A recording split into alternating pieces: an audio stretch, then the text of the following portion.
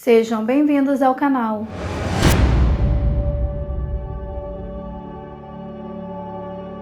O nome Drácula tem significado de dragão ou filho do diabo.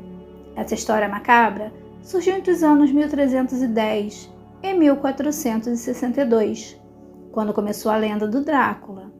O príncipe Vlad Tepes III nasceu na Transilvânia, uma região da Romênia, e herdou o nome de seu pai, Vlad Drácula II, no qual seu pai pertencia a uma seita religiosa que tinha um dragão como símbolo. Vlad II estava exilado na Transilvânia, e seu primo Alexandre I, o Voivoda, que era o príncipe da vez.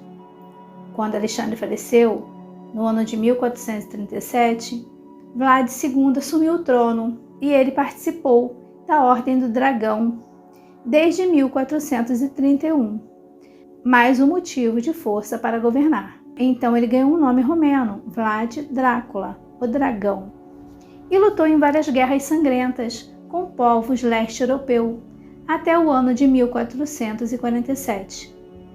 Vlad II foi traído e assassinado, junto com seu filho mais velho, Mircea II. Então começa a história de Vlad Tepes III. Após a morte de seu pai e de seu irmão, Vlad III teve que se refugiar para o Sudão, e a história conta que ele era adolescente naquela época e foi abusado, torturado e muito maltratado. Isso aconteceu por quase 5 anos, um jovem com seu psicológico abalado, mas ele teve apoio para voltar à sua cidade e tentar recuperar o trono de seu pai. O sultão Murad II o apoiou para retornar para a Valáquia e, com alguns apoiadores de seu pai, voltar para conseguir reinar. Mas isso não seria fácil para o jovem Vlad Tepes, pois seus apoiadores também estavam sendo perseguidos. O sultão Bogdan foi traído e assassinado. Já o sultão Murad adoeceu e faleceu. Isso fez com que Vlad III ficasse sem apoio, e com isso o príncipe ficava cada vez mais confuso e cruel. Pois quem agora iria lhe dar proteção? Passa-se os anos e Vlad planeja derrotar o inimigo de sua família. Então, finalmente, em 1456, Vlad III conseguiu retornar à Valáquia. Mas a história não conta quanto tempo ele demorou para retornar e nem por onde ele andou. Após a morte do usurpador do trono de seu pai, Vlad Tepes recebeu uma carta na cidade onde ele estava, que ficava na Transilvânia. Carta essa que dava o direito de ser o novo voivado de Valáquia. E com isso, Vlad Tepes passou a usar o nome de seu pai, Vlad Drácula, ou Filho do Dragão. E ele teve apoio de alguns senhores poderosos e conseguia combater e ameaçar o exército otomano, que surgiu nos últimos tempos. Lutou em várias guerras para defender seu país, pois não tinha muito em quem confiar para proteger Valáquia. Ele tinha cerca de 9.000 cavaleiros e 31.000 soldados. Vlad Drácula usou o terror para assustar seus inimigos. Primeiro, ele retirou toda a população dos locais de guerra, e seus inimigos eram pendurados em árvores e outros tantos decapitados, e quase tudo ao redor era queimado para criar terror. Mas ele não teve muito êxito. Vlad Drácula foi preso por um longo tempo, mas ele tinha um irmão mais novo, Radu, e ele assumiu Valáquia por um tempo, a mando de um sultão. Esse não queria guerra, mas logo a guerra retornaria e durou anos. Até que dia 26 de julho de 1476, Vlad Drácula III foi liberto após 15 anos preso.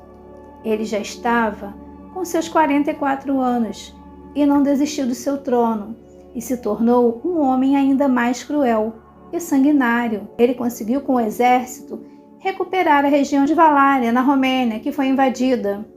Ele se tornou um príncipe cruel e torturador.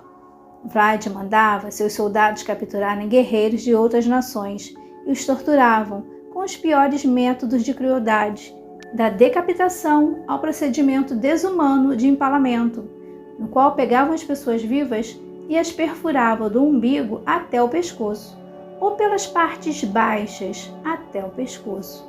Uma morte lenta e agonizante. Conta a lenda que após ele recuperar o trono, todos temiam Vlad Drácula. Ele se vingou dos seus inimigos e até de políticos que eram contra seus métodos cruéis.